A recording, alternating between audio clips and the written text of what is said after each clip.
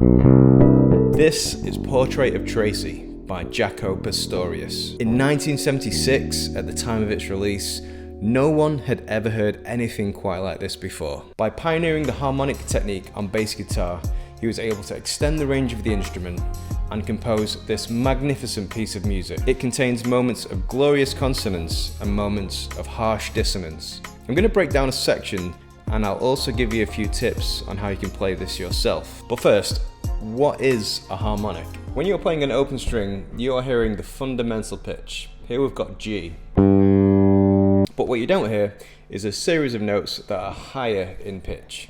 This is called the overtone series. And the arrangement of all these unheard higher pitches go towards making a bass sound like a bass, a piano sound like a piano, and a trumpet sound like a trumpet. It's also the reason why some intervals are consonant and some intervals are dissonant. By placing your finger gently on the string in certain places, you can isolate some of these overtones. It's possible to do this on the 12th fret, 7th, 5th, 4th, just after the 3rd, and a bunch of ones in the 3rd. Here are all the possible notes you can get from each string. So, how do you play harmonics? Well, it's as simple as resting your finger against the string. So you don't want to push the string down, you just want to rest gently on it. You can even remove the finger and the harmonic will ring out.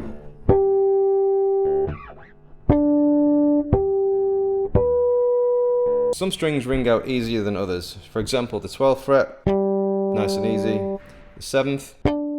As you get down here, things are a little bit more tricky. So here are a few things you can do to get them to ring out a bit clearer. Number 1. Playing near the bridge. So with this hand, you want to be just over this pickup. It's much easier to get a sound here than it is here.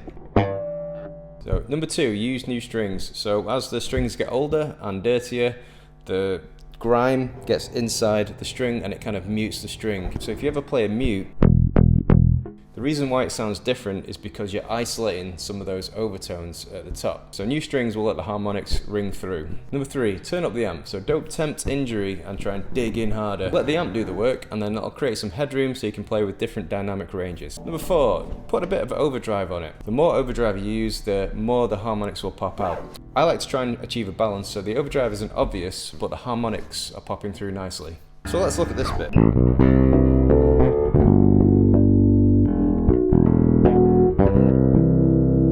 So one big mistake that I see when people first try this is they don't realise that all these notes are ringing out at the same time. So you've got to play the bass note, harmonics have got to ring out as well. This is easier said than done. So with the bass note, you need to arch your finger so it's not touching any of the other strings. And then with these 2 fingers, you need to play 2 harmonics. Again, these fingers cannot touch any other strings, else it'll stop the harmonic.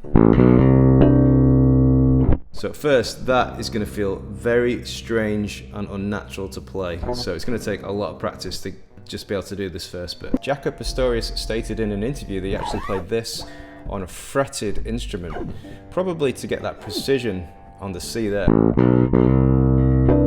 So we're playing open A, B, C. Then we're holding that C, playing the harmonic on the 4th, and the 5th. I recommend using 3rd and little finger here.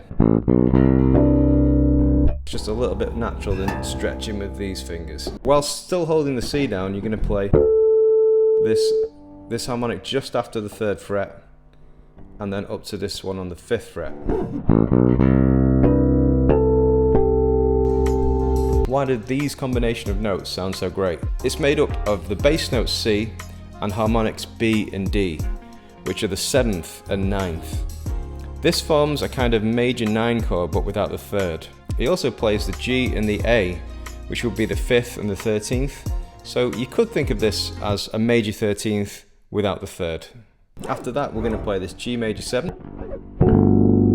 Again, we've got the fingers arching over, but they're all sounding out at the same time. I like to strum this. But you could also play them together using thumb, 1st and 3rd. Then we're going to play this note just after the 3rd fret on the A string, and then up to the 5th fret on the D string.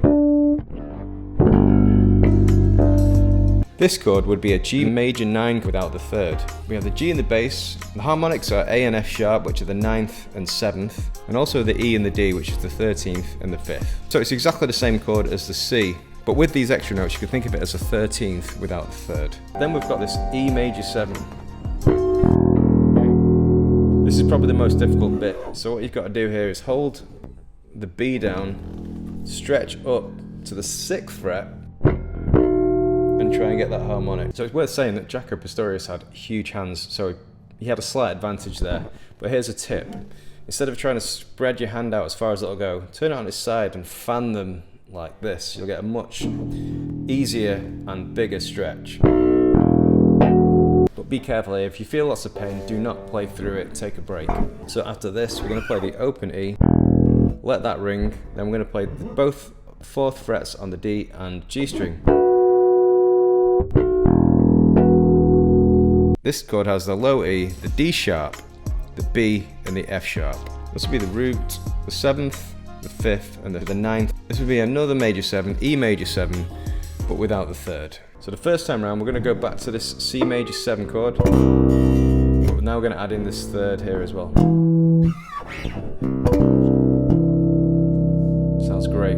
When we return to this C major 9 at the end of the phrase, he reaches down and plays the third on the E string, which makes it sound very beautiful. So the second time around, instead of going to the C major 7 chord, we go to this chord.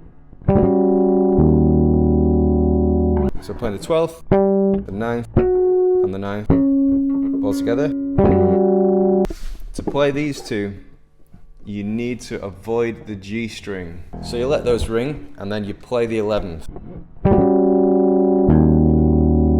In this chord we have E flat, G, F sharp, and D flat. This makes up an E flat dominant 7 sharp 9. Sometimes this is referred to as the Hendrix chord.